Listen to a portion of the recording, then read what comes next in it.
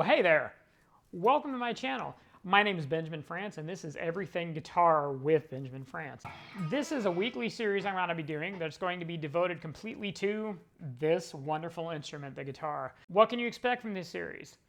Pretty much, if it's related to this instrument, it is going to show up on this series at some time. There will be some mini lessons and how-tos on here. There will be some things on building guitars. There will be some things on new gear and new products. Some new releases of music, maybe some featured players. I'd love to have some other people as well, and I will show you some of my favorite players that are out there, whether it's a big name that you likely know if you're a guitar player, or if it's someone that's an independent artist that I've just stumbled across that I think is well worth your time and well worth getting to know.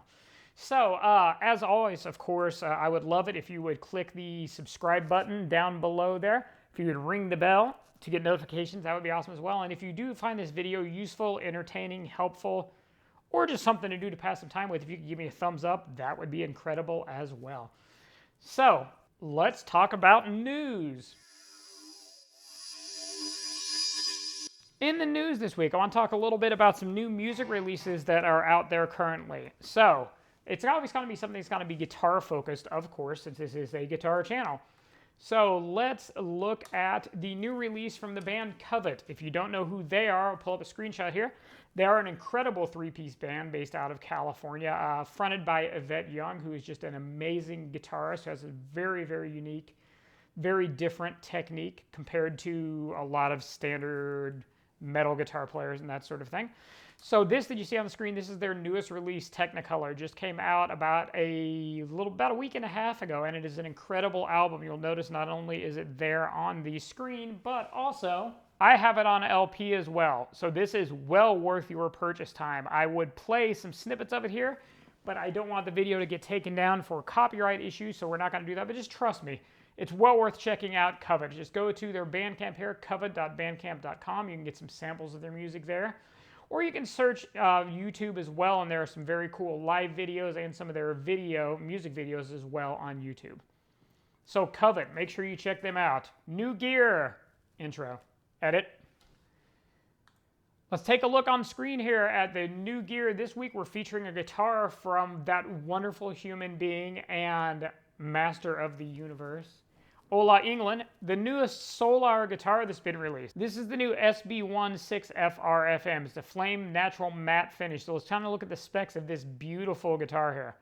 Obviously, as you can see, it's a flamed maple top, has all gold hardware with a Floyd Rose, has a very nice contour neck heel there with a 5-piece neck. And looking here, it looks like the neck is maple, has a locking nut, of course, because of the Floyd Rose. It has maple binding, has a flame natural matte top. It has 18-to-1 locking tuning heads and comes with 9 through 42 for the strings. Stainless steel frets, 25.5-inch scale with 24 frets, a little under a 14-inch radius, and has the very, very cool Solar Guitars logo on the 12th fret and Lumilé glow-in-the-dark sight inlays on it as well. So you can check that out by going to the web address here, solarguitars.com, and look under products and look for SB1. They have a number of very cool guitars out there. This is just their latest release, and I absolutely love it. It's something that is definitely on my wish list. I mean, just look at that thing. It is just, oh, it's absolutely beautiful. Ola, nice work, my friend. That's a beautiful, beautiful instrument.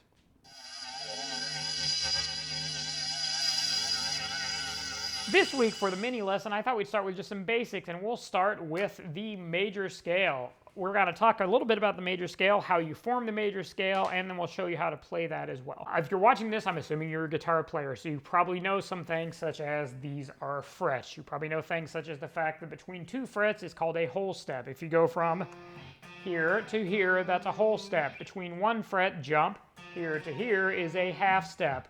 So the major scale, the formula for creating a major scale, no matter what note you start with, is it is whole step, half step, whole step, whole step, whole step, half step. So if we're doing C major, then your scale is going to be, and we're going to play this on one string to start with. C is your first note. We go a whole step up to D. We go a whole step up to E. We go a half step to F. We go a whole step to G, a whole step to A, a whole step to B, and a half step, pardon me, to C. So once again, on one string, C, D, E, F, G, A, B, C. That's your major scale. Played across multiple strings, just in the first or basic position, it's going to sound like this. And the fingering is going to be like this, which is C, D, E, F, G, A, B, C. C, D, E, F, G, A, B, C. So that is the C major scale. I would highly recommend that you learn that. Learn it in multiple positions. This is the first position since we're starting down low on the neck, but you can start it anywhere where there is a C. Here's another position on the neck.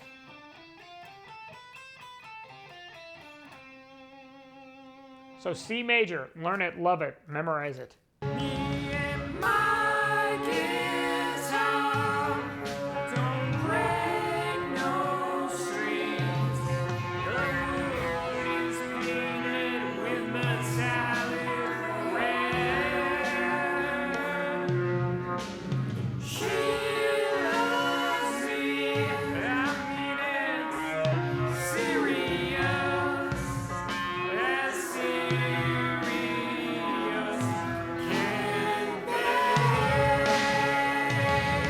So this segment, as you saw, is me and my guitar, and man, can I sing, huh?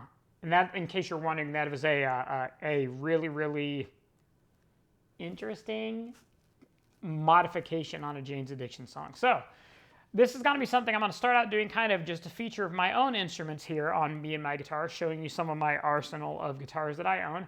And then would love to feature some of you all's guitars as well. So if you want to send me a quick little video snippet showing me the guitars that you own, or maybe your favorite guitar, tell me a little bit about it and when you got it, so on and so forth. That would be super cool. I would love to feature you on here. So this is my baby. This is my number one. This is Sam. Everyone say hi to Sam. Sam's named after Samantha Fox. I am a child of the 80s. Samantha Fox is probably the first celebrity that I had a crush on. Depending on the age of you watching this, you may not have any idea who that person is, and that's okay. But if you want to Google, beware. Maybe don't do it at work. But Samantha Fox, yeah, remember that. So this is Sam. Sam is my Hamer Centaura. Hamer is a company, unfortunately, that's no longer with us. That was an American guitar company from the 70s up until, I believe, they finally ceased to exist in the early 2010s, I believe, or mid-2000s, mid-aughts, one or the other. So this is an American-made guitar. This is a handmade guitar. The backstory on this is I've been playing guitar for about 2.5, 3 years. Had went through a plethora of used instruments. Being that I was 13 or 14 years old, I obviously didn't have a job to purchase instruments myself. My parents were super supportive of my new addiction to guitar, but understandably didn't want to spend huge amounts of money when I was just starting out, just for me to change my mind and decide that I wanted to play a sport instead, or play drums or something like that. So I went through a handful of used inexpensive guitars. Once they saw within a couple years of playing that I was serious about this, Sam entered my life. This is a 1991 Hamer Centaura. I believe it's 91. I haven't checked the serial number in a little while. This is an American-made guitar. At that time, Hamer was based out of, I believe, the Chicago area. This guitar is a alder body. It is a hard rock maple neck that's got a little bit of flaming on it. Not really. It's not what I'd call a flame maker, but a hard rock maple neck. A rosewood fretboard back when you actually could get real rosewood. And I would call these probably medium frets. They're definitely not like an Ibanez jumbo fret, but they're a medium fret. It has a licensed by Hamer Floyd Rose, so it's probably a Goto, realistically, a copy of a Floyd Rose at that time. And came obviously set up as a humbucker single coil HSS setup. Now the humbucker in this guitar has been replaced. This is a DiMarzio Jazz neck humbucker that I had put into the bridge of this guitar several years ago. Basic 5-way switch, volume, tone control, and it does have this very interesting little mid boost that Hamer put in that's wired in with the tone control that makes a little bit of difference in the sound. Sam obviously has got a few battle scars on her. She's an older girl. She's about 30 this year. And she's been used a lot and was gigged out with quite a bit back in the 90s with a plethora of live bands. So this is my baby. She is the guitar that will go with me to the grave. This guitar in 1990 cost right at $1,000. It's an all handmade, American-made guitar. $1,000 in 1990 money. I looked this up and Googled this not that long ago, just out of curiosity. It's about $2,600 now. To put that in perspective, in 1990, I was a 13 going on 14-year-old kid. I had a mom who was a stay-at-home mom, and I had a dad who worked in the education field, which if you know anything about education in the United States, you know they don't get paid very well. So for them to have spent $1,000 on this for me, I'm just baffled by it still to this day, even thinking about it now as a 43-year-old man, to think that my parents were willing to do this and they saw the potential and saw my love for this instrument to do something like this just blows my mind. So this is Sam. Let's play Sam a little bit just so you can kind of hear what she does. She is going through right now into my UAD Apollo Twin interface, and then I've got the Archetype Abasi plugin is what I've got going from Neural DSP. So right now we're on a fairly distorted sound, and it's got a little bit of a noise gate, so it clamps down on it. So we'll play a little bit of riffing on something distorted, and then we will play it cleaned up as well, so you can kind of hear the variety of tones she gets. So, and since she's an 80s guitar, we should probably play some 80s music on her. I think that would probably be appropriate. So let me scoot up a little bit here.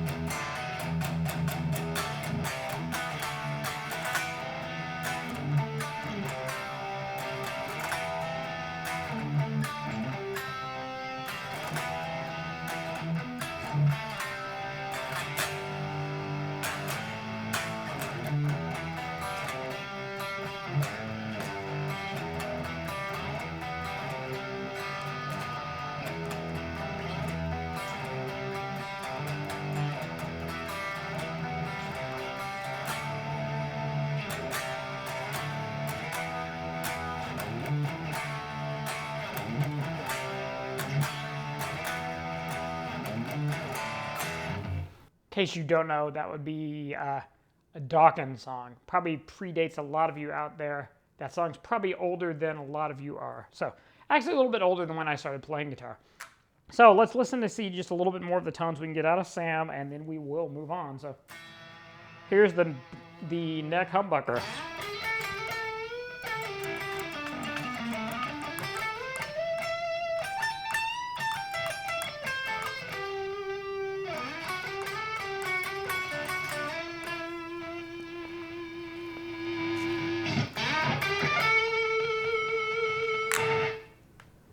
Boy, that noise gate clamps down on the setting.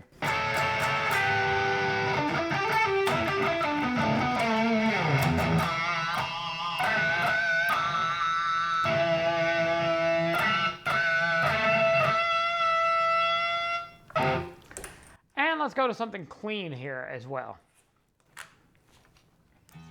Once again, we'll stick with some 80s, and then why not? I'm a huge George Lynch fan, but let's stick with some Dokken.